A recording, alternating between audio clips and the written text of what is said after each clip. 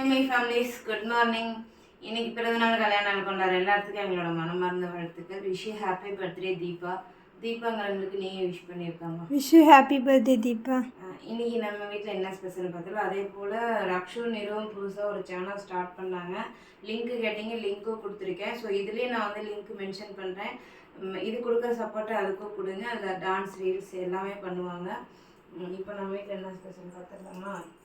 ஒன்றுமே இல்லை, இன்றைக்கி மழை பெஞ்சனால டீ, ப்ரெட் ரோஸ்ட் பண்ணியிருக்கேன். கோதுமை ரவை தான் இன்றைக்கி கிளறியிருக்கேன், வேறு எதுவுமே செய்யலை.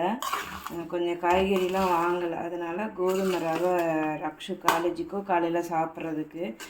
காலேஜில் போயிட்டு எப்போ சாப்பிட்டு மதியத்துக்கு அன்னையில் சாப்பிட்டாலும் எனக்கு ஓகே தான், ஒன்றும் பிரச்சனை கிடையாது.